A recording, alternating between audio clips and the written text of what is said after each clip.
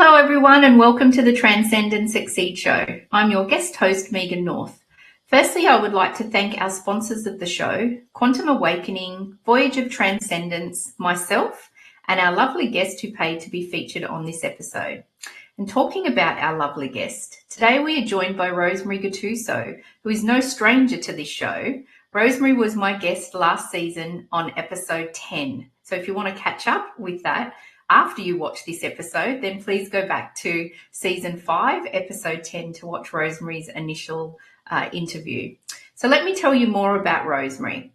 She is a specialist in family mediation and restorative justice, focusing on respect and children's well-being during separations. She serves on restorative justice panels and advocates for a trauma-informed, strength-based approach. Rosemary has a background in law, couples and family therapy, and family dispute resolution with advanced studies from Harvard University. Rosemary leads workshops on trauma-informed living and strengths-based practices. Her book, It's Not You, It's Me, A Chronic Overthinker's Guide to Self-Reflection, reflects her journey from chronic overthinker to reflective practitioner, aiming to inspire positive change in individuals and communities. Welcome back to the show, Rosemary. I'm so glad that you're here with me again today. Yeah, me too. Thanks, Megan, for that lovely introduction. It's always lovely to connect with you. It is. Thank you. So what's been happening in your world since we last spoke? Yeah, I guess things have been sort of full on in that build up to the end of the year, trying to get as much work done and plan for the next year. I guess it's kind of the usual end of year rush and busyness, with a little bit of relaxation whenever possible, but definitely looking forward to the holiday break. Yeah.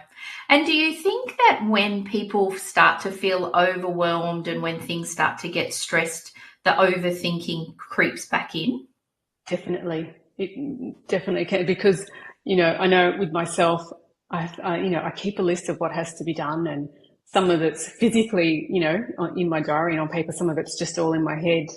And it can get quite overwhelming, depending on what's happening on that day and how I feel and how smoothly things are going or not so smoothly. It can definitely escalate the stress and anxiety about getting things done and what needs to be done and what hasn't been done.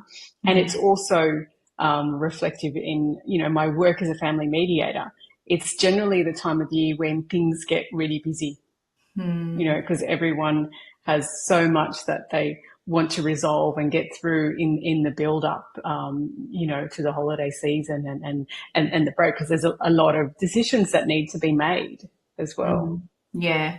And I would also imagine that particularly with couples separating with children and trying to work out that balance, particularly at this time of the year, I feel like that there may be added pressure because it's then the children's first Christmas, possibly with the parents separated. What are we going to do with the children? Who are they going to? How are we going to balance that?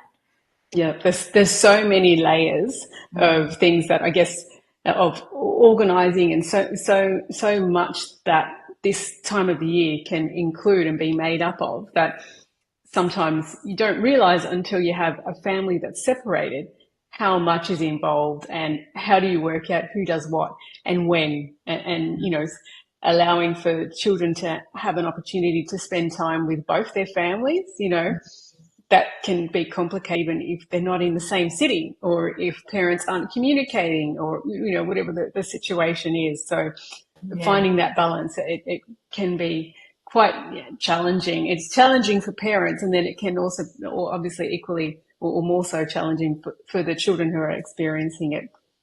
Yeah, yeah. And I would imagine that you would be really focusing in when you're doing this mediation at this time on that real strengths-based approach, because what is strong for each individual person to be able to help the children through this process at this time. That's right, because for many people, the default when going through a personal challenge or crisis is to look at what's wrong and the negatives and what's changed for that's not for the better, that's for the worse. And so sometimes being able to hold a space where there's just small evidence of the opposite of how things are working well, and the benefits that their children will experience and what they can still give to their children, it can help sort of change the narrative and make the transition a little bit smoother. Yeah, definitely. And so our last conversation, we were focusing on the overthinking as an issue and the strengths-based approach. But today, actually, we're going to talk and explore the effects of trauma and how you can turn that trauma into triumph. So let's start at the beginning. And I'd like to ask you, can you explain in your words what trauma is and its impact on someone's sense of self? Thanks, Megan. And so I guess I see trauma as, an event or a series of events or a situation. The actual details of the event aren't as important as the impact on the individual. And it's about the impact on an individual's sense of self. And so going back to, the episode on overthinking where, we spoke about categorizing things under what's wrong or what's strong. Well, then, an event or whatever the build up that has a traumatic impact on an individual is normally something that focuses on what's wrong. So then if I say that trauma is really about the impact, it results in a tendency for us to view ourselves through the what's wrong lens. Yeah. And so that's, trauma is a deficit of self, and it makes us, there's a tendency for us to then see ourselves as the not good enough, as what I've done wrong, as, I've done this again. Whereas the sense of self, I see the sense of self being made up of two types of interactions. So the first one is interactions that we have with ourselves and the interactions that we have with others. Now, these interactions either focus on what's wrong or what's strong. So when we have interactions that focus on what's wrong, they take away from our sense of self and they take away from our ability to believe in ourselves. Whereas interactions that focus on what's strong, then they build on our sense of self and they can help enhance our ability to believe in ourselves. So the more, I guess, evidence we have of why we should believe in ourselves, then the more resilient we are going to be. We are going to be able to believe in ourselves even when we are going through crisis. We're going to be able to turn a mistake into a learning opportunity, and we're also going to be able to continue to pursue our dreams and our goals even when other people doubt us or doubt what we're doing, because we believe in ourselves. So trauma can then take away that self-belief.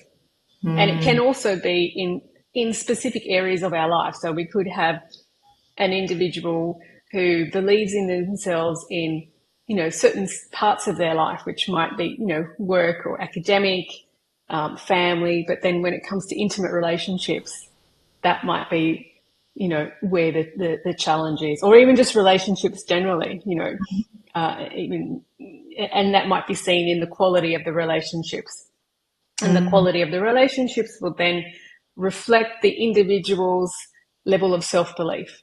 And they might have a tendency to focus on what's wrong as well. Because if we see ourselves through the what's wrong lens, then the people that we gravitate towards and connect with are more likely to also share that view of us. Yeah, because our energy is reflecting that. Yeah. And I don't often work with people that have been through trauma from a healing perspective. I don't attract a lot of people that want to deal with their trauma, work on their trauma. But what I understand from trauma also is that when something has happened to an individual, often then they blame themselves because it's something they feel like it's something they did. I must have asked for this, or I must have attracted this, or I did the wrong thing.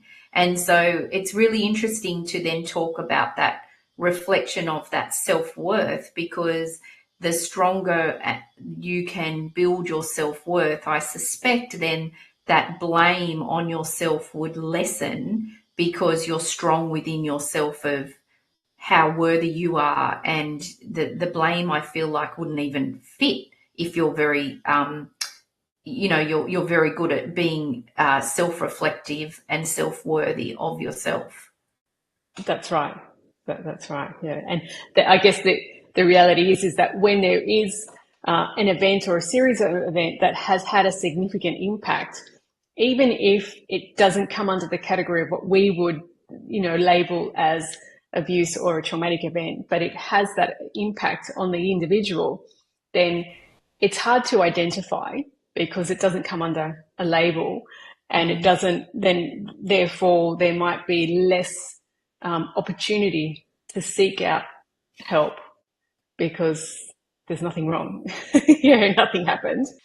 And then it can also make what I'm proposing, quite hard, and feel like maybe 2 steps forward, 10 steps back. Because that deficit of self, default, that I'm not good enough, that it's my fault, can take over. Yeah.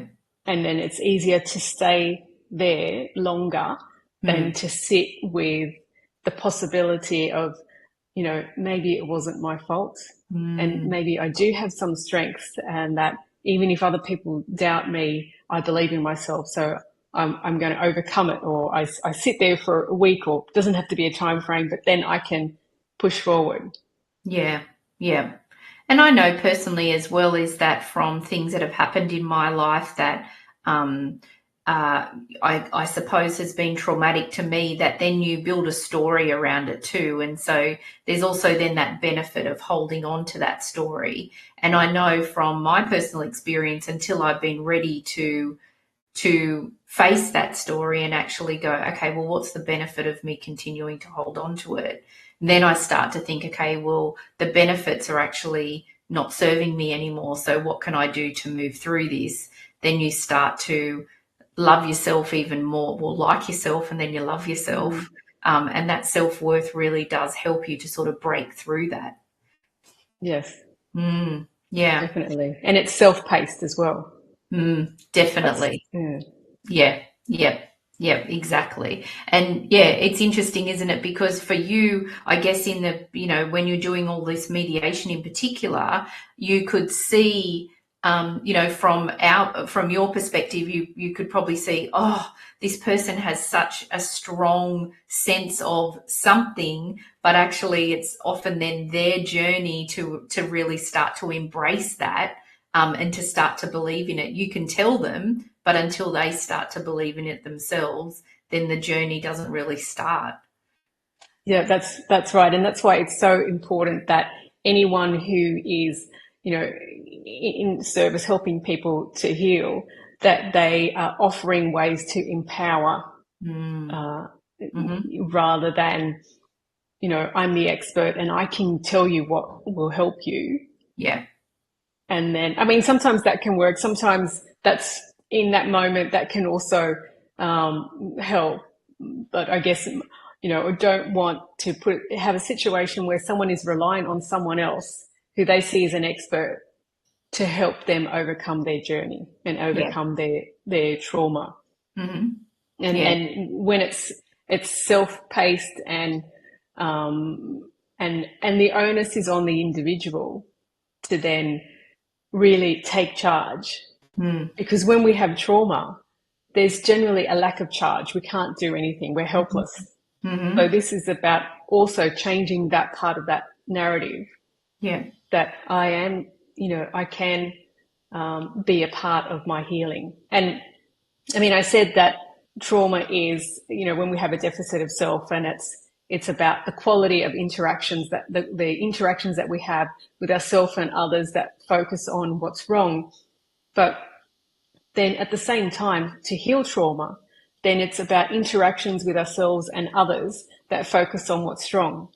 So sometimes there is a need or a space to rely on others to help change that narrative.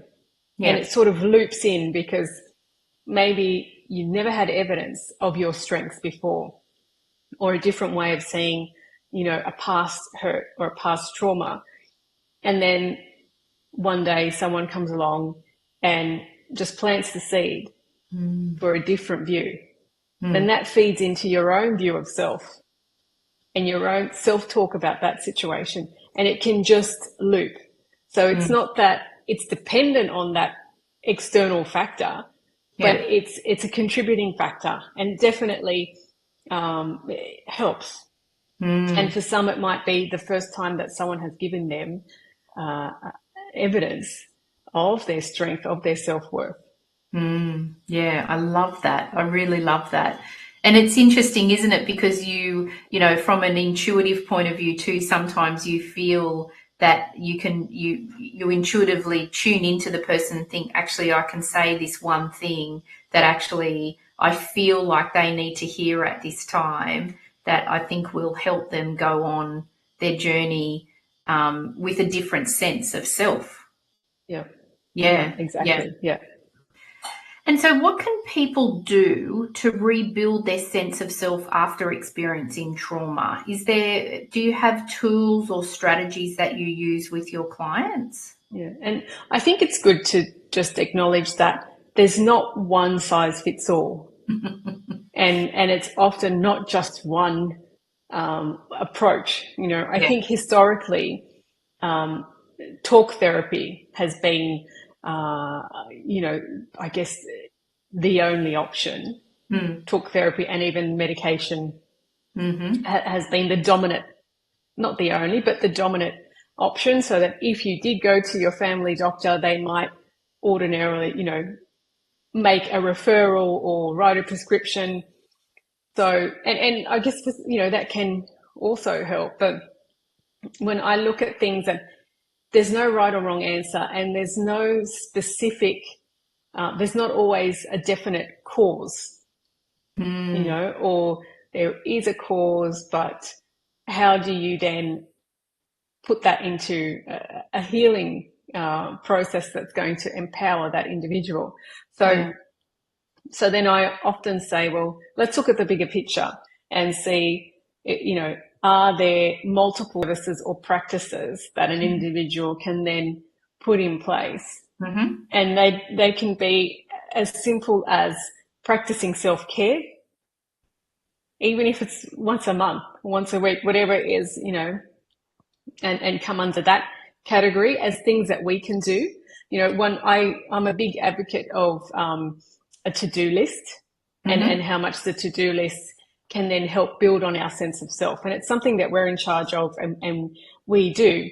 And if we go back to the sense of self being how much we believe in ourselves, then when we give ourselves evidence, no matter how small it is, of why we should believe in ourselves, then that's a kind of simple practice, like a to-do list. You write, I love to-do lists, and I write everything down, and even things that I didn't put on the list, but I actually got done, and then tick it off. I'm like, okay, I did it. And then if I didn't finish everything, I just put it on tomorrow's list. So interactions that we can have with ourselves that focus on what's strong. So that's, I guess that's self-care can come under that. And that can look like so many things, whether or not it's just going for a walk. Because it's, yes, the walk can be quite therapeutic. And then depending on where you are as well, they might have an element of nature and that relaxation. But you've also given yourself that time to have a walk and saying, yep, I'm going to do that. And then it's also about interactions that focus on what's strong with others, and whether or not that is engaging with a therapist or some other type of mental health practitioner, or even a practitioner where it could come under self-care. And look, there are a lot of services out there that cover a whole range of areas. Whether, if you are someone that is drawn to energy and is in tune with other people's energy and is interested in that, well, there's a whole range of services that come under that umbrella as well that can be helpful. You know, if you are someone who is academic and likes to learn, then there's so many books out there. There's so many podcasts, TV shows, you name it, it's out there, YouTube, that you can get on to help feed that part of you. So that's what I mean. It's an individual process, and there's lots of different types of therapies. If you look at in the realm of trauma, that are not just talk, they use the body, and specific as well for trauma. So there's a whole range, and so that's where it's about a holistic approach. It's not just, this happened, so I need to sit in a room with a few cushions and talk to someone. That can definitely help, but it's not the only option. It's about where can you find evidence of what's wrong, evidence to help change that narrative and build on your sense of self, whether or not it's things that you do individually or people that you connect with. Yeah. And sometimes it's also when there is, trauma, it can mean that we tend to associate with people who focus on what's wrong as well. And that sort of perpetuates that narrative. Yeah. So what I find is that in that healing process, a lot of people, have sort of breakups with friends, with scenario, anything, any part of their life that focused on what's wrong as the default. I mean, we can't always be, there's going to be times when we're not going to be looking at strengths or we need for our survival and safety. I'm not talking about those. It's just, reaching a point in the healing process where you think, oh, I don't connect as well with my friends who I've had for 20 years. You know, and then that can be a challenge as well, because then it's a breakup with friends, which can take time. And, and then means, well, now where do I go? I have to rebuild. So it's almost like another trauma on top of that. But you're in a better position. Yes. To then build on your sense of self and believe in yourself that you are worthy of connecting with people who are more aligned with you, with the you that you are now. Yeah. And you're also then opening up that space to when you start to let the people go that aren't necessarily helping your self-worth anymore, or as I say, vibrating at the same energy level. When they fall away, then that opens it up for people to come in that are at that next level to help you through to that next level as well. That's right. Okay, so we just need to hear from our sponsors. So I'll just we'll hear from our sponsors and we'll come back, and I just want to then just give you an opportunity to talk about your book again as well. So we'll just hear from our sponsors, we'll come back, and then we'll hear about the book, and then we'll continue this conversation. Thanks, Rosemary. Okay.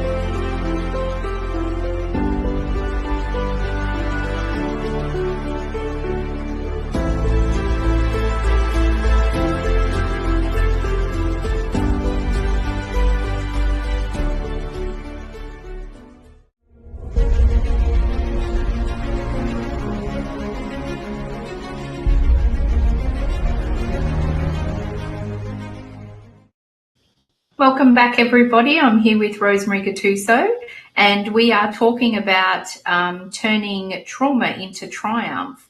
But Rosemary, can you just have a reminder to everybody, and particularly if people haven't seen you from last season, just in relation to your book? I've put the QR code there where people can order your book, but can you just give us a couple of minutes of what the book is about, please? Yes, sure, of course. Thank you. Well, it's really based on my observations as a mediator for the family court in Australia on the ways that people manage adversity. And because what it did was my work showed me that there were, obvious trends that could almost predict outcomes. And so that when there was a tendency for the default view or approach to focus on what's wrong, it made the overcoming the challenge a little bit slower and denser, a little bit harder.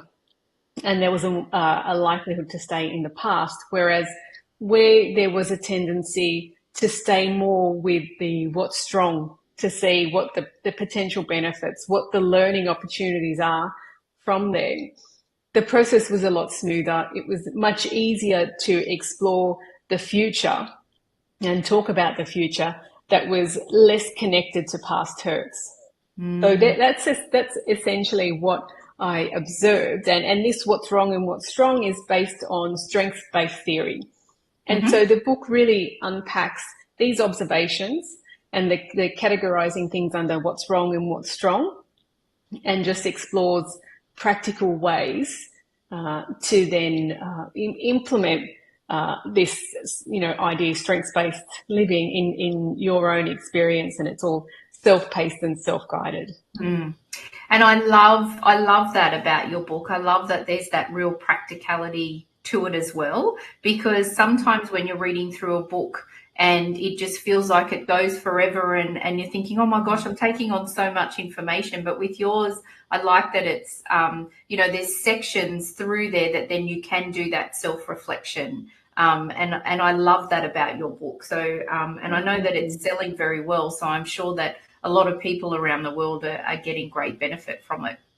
Thank you. And really that was my intention, to give sort of, one bit of information and then, an exercise or a task, or a bit of reflection to then build on that. Yeah. So the QR code is there for people if they're looking to order a book over the break and to start not overthinking. So Rosemary, you were talking about adversity before. So what should we know about the neuroscience behind how we handle adversity?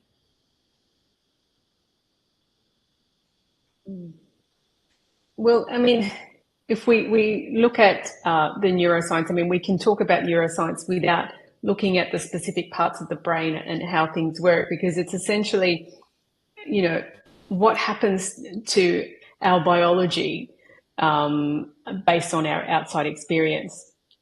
And the outside experience, is about our childhood experience and the early experience that we have with our significant others and our caregivers. It's also about the environment around us in terms of, food, clothing, shelter. Do we have clean water? Do we have a safe place to live, free from toxins and things, And then the third element that I'll mention here is genetics, because then we might have a predisposition to, respond in a certain way. But what I guess the scientists have shown is that our genetics can be altered by our experience. So that experience is vital because it can change our biology.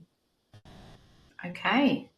And so then if we look specifically then to, humans as a species, we survived over the years and evolved because we were essentially paranoid, and constantly on the lookout for danger. So biologically, there's this predisposition to look for and anticipate what's wrong. and that's how we survive. So there's that element that is an intrinsic part of us. Then we also have negative bias. And then, so negative bias means that biologically we will remember and focus on what's wrong in a situation before we see the strengths or the benefits or what went well.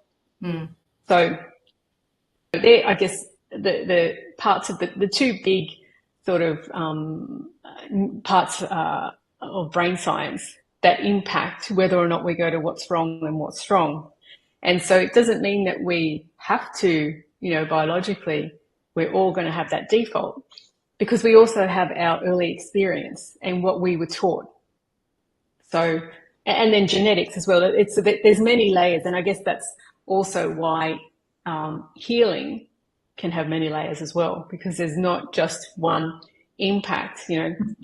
We may have grown up in a household where the default was to focus on what's wrong, and so that became ingrained in us. So, and it's almost like it sets a habit. And so if you look at this idea of habit, and habit can be linked close to addiction, but it can take time to undo that. Because it's not just the experience, but it's also becomes part of our biology. Interesting. And it's really interesting that you talk about that, because I have a tendency to go to the strong, not wrong. Whereas sometimes, depending on what we're talking about, my husband will have the tendency to go to the wrong, not strong. And in a way, sometimes it's actually not a bad thing, because I naturally go to the strong. I give everyone and everything the benefit of the doubt. Whereas sometimes he will actually give me that wrong, that go from the other perspective, and it gets me then to think differently about the situation. And so it sort of helps me to run through that. Naturally, I just go that way, but actually he's given me a different perspective and I can work it through. And usually I'll still stay on that path, but sometimes I have changed my thinking or my perspective on a situation because I've looked at it from a different perspective of actually the wrong, not strong. Yeah, that's interesting. Yeah, because I guess, and it's all about what's our default, and I guess it's also how is that serving us? And is that impacting our deficit, our view of self? Are we putting ourselves in a deficit? Because you can even be on the what's strong and still be in deficit, because we can see everyone else as what's strong in everyone else. But then the implication is, well, then I'm wrong. It's sort of tricky. It's not always obvious, but I guess the quality of life and my ability to move forward and make decisions and achieve the goals and have a fulfilling life in the way that I believe it's fulfilling. Absolutely. And so how can people use the insights from, I've got a bug flying around. How can people use insights from neuroscience to aid their healing process, especially in recognizing and using their strengths? Well, I think the first step is to be patient and acknowledge that, well, this is something that has built over years and over time. So to undo that, is going to equally take time. And, because I've already touched on, the many layers mean that there's not one answer or one specific path that can be named. It's not like I go to a therapist and they'll say, if you do this and this, you'll be okay. You'll be right. You'll be able to heal. And, sometimes just having that awareness of, actually, I've gone down the path of what's wrong again, and I know why I'm doing it. Because there's been all these layers of conditioning and biology. So sometimes just that awareness after an event can be enough, because then you can't forget that. And if the next time you still go down the same path, then there's another layer of awareness, because then, so sometimes it's about learning from the times that learning from the times that we continue to focus on what's wrong and the impact it had on us, because we know that our biology and our early experience has ingrained in us that this is the way to respond. So to undo it, I mean, the brain, if we see the brain as a muscle, and you do something a specific way, it's like exercise, and you tone up those parts of the brain. So this is about really undoing all that, and it will take a lot of work. Yeah. And it's interesting, isn't it? Because I've often heard, when they talk about people trying to give up smoking, and they stop and then they go back, but then they stop again. And I've heard people say that, well, at least you've not smoked for as long this time, and you're going back to stopping again. And each time, often people stop for longer periods of time, then they'll go back, and then eventually, usually most people, if they really want to stop smoking, they will. But it doesn't necessarily, but then other people can stop straight away. And it's just, it's really interesting, isn't it? I think we have to be, that self-worth and self-compassion when we're on that healing journey, I think has to be really strong, because it is a journey, and there's no one magic pill to actually just take and everything has been healed from your whole life in one session. And so I think that self-compassion, I think, when you're on that journey, is really important as well. Yeah, that's a really important point that you made, Megan. And even, my role as a mediator is to be that independent third party, and I'm not there to judge or take sides or give an opinion. So then, well, why don't we be a mediator for ourselves, in these types of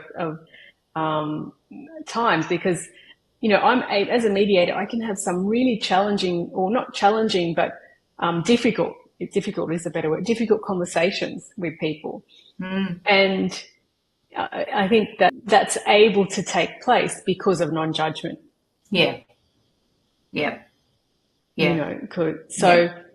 Let's exercise non-judgment, that self-compassion with ourselves in this process. And I think it's lovely, because, as you said, that you're kind of a neutral person in this process, aren't you? And you're in a actual professional process that people are going through. But I think that there's an opportunity for us also to be that non-judgmental person for others who are going through their own journey. And the reason I'm saying this is because I was speaking to someone last week, and she said to me, she was having a really bad week, and she said she noticed herself going back and reacting to how she used to react, but then she caught herself, and then she didn't react like that. And I actually said to her, well, congratulations, that's amazing. Isn't that amazing? Like how far you've come to actually recognize it and not go that way. And then she actually stopped and said, oh my gosh, thanks for pointing that out. Because she hadn't actually given herself the self-compassion, or even the high five, give yourself a self-high five for not going, like recognizing it and stopping and going the other way. And so I think that there's lots of opportunity for us, just as good human beings, to point out the strong in everybody that's around us. Yeah, that's so true, because it is about that reflective process, and then the time that it takes us to then realize, actually, I was going back to my old ways.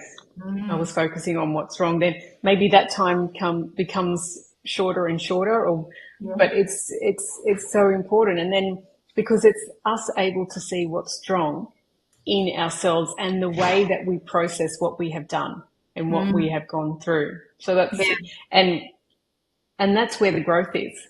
We grow from those opportunity. That's a learning opportunity, and we can either see it and take it on board, or sometimes miss it because maybe we're not ready for it. Mm-hmm. We just don't see it, and that's okay, because it'll keep coming back until we realize. It like keeps prodding you, like, I'm going to give this to you again, and are you going to heal from it this time? And if you ignore it, then the prod gets a bit stronger. Yeah. And I think one point that I just remembered in terms of the neuroscience is that there's this concept called social pain. And essentially what it says is that there's things like being judged or comparing ourselves to others that are similar to physical pain. So there's, a whole lot of interactions that could come under what's wrong that for the brain are processed in a very similar way that physical pain is processed. Wow. Okay. So then that can also give more weight to these kinds of interactions, particularly that comparison, that negative comparison, or feeling excluded. Right. There's a whole, there's, quite a few types of interaction that I go through this in my book. But if you look at it from that perspective, well, then it does sort of highlight how challenging it can be, because it's physical pain. Yeah. And how heavy it can feel. And it's not anything that you can just put a Band-Aid on and it'll heal itself. Yeah. It takes extra effort. Yeah. Yeah. And the whole healing process is such it can be a long journey, and I totally understand why some people go to a doctor and start taking medication for these sort of things as well, because to be honest, some of the things that I've worked through in my life, I wish that I could have just done it easily and just taken some medication and just worked through it that way. I feel like sometimes it's harder to really face what you're facing and to go on that journey. However, on the other side of it, when you get through it, I think that there's such a big reward.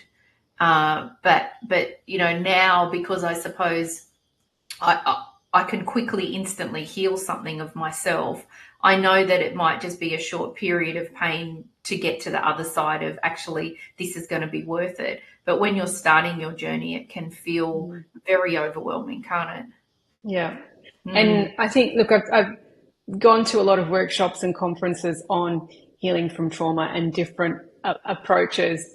And I guess one of the big takes that I got from all this is that medication can definitely work and help, and particularly in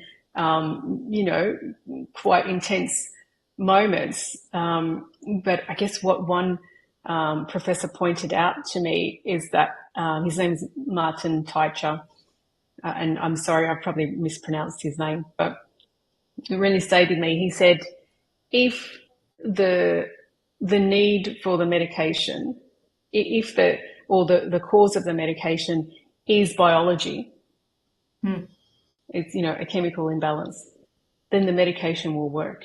Yeah. And it'll be a good fit. Yeah. However, when it's a result of experience, it's a result of trauma, the medication will have limitations.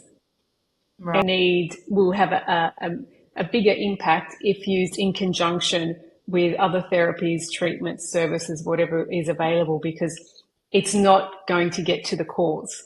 Yeah. Yeah. Right.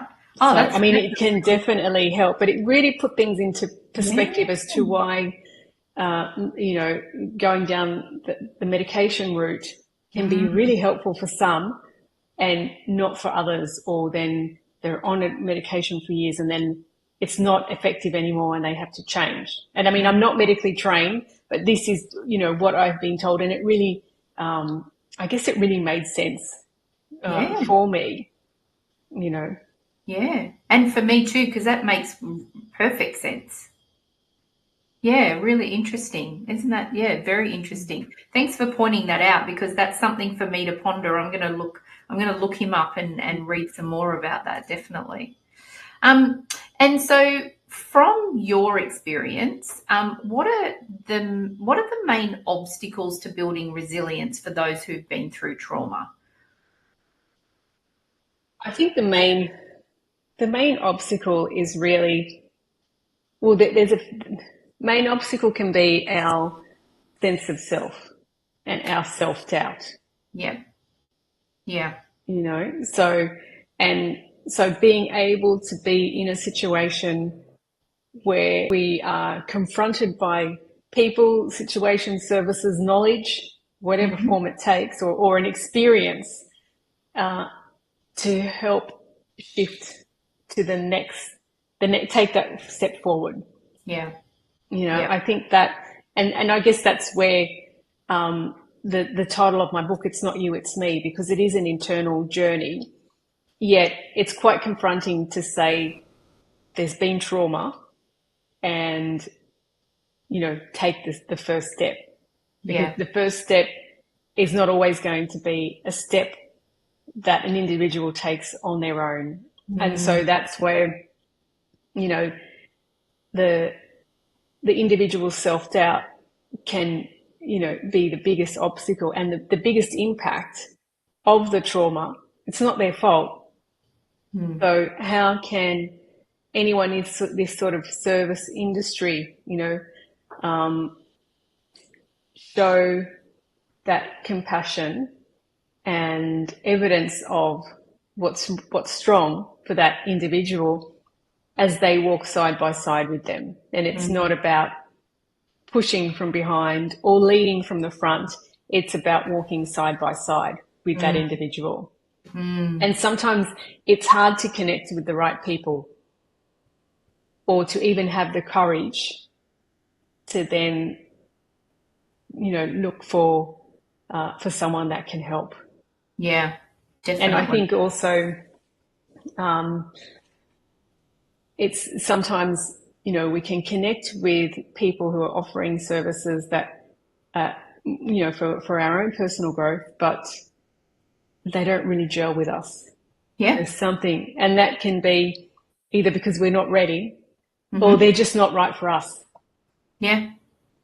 So sometimes, you know, being persistent and finding the right method, the right approach, the right person, that, you know, in whatever form it takes. Yeah. Yeah. And I think also even having the courage to ask people in your circle as well, like your inner circle, could they recommend anyone, or have they ever experienced working with someone before in this sort of thing? Because often then someone, you know, I know myself, if someone recommends someone, I would most likely go and see them. Sometimes it hasn't worked out, but often it has, because I trust their point of view and their recommendation. So I think talking about it within your closed circle too can help. Yes, definitely. Yeah. Yeah, that can definitely. And if it's something that you can't talk within your circle, then, you know, maybe a counselor or a therapist or a doctor or anyone who is someone that might know.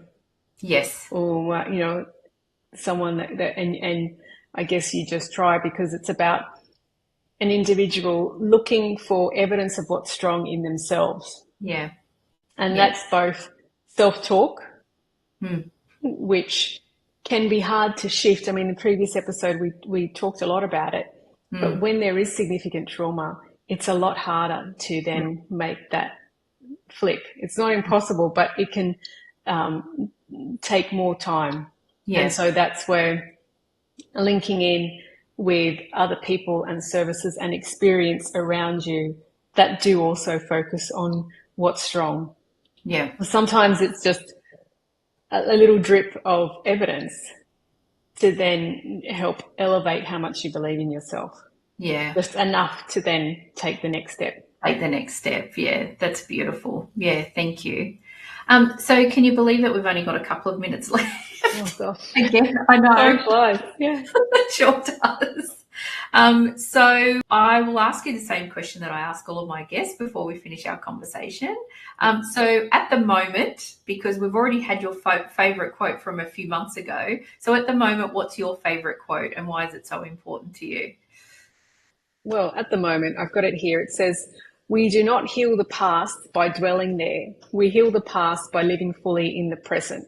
And that's a Marianne Williamson quote. Oh, And I really like that, and particularly in terms of what we are talking about today, because for me, reflecting on my personal experiences, the times that I haven't taken the next step, and it's, in general, even if it is applying for a job, or, doing something that I was really unsure about or that scared me a little bit, yeah.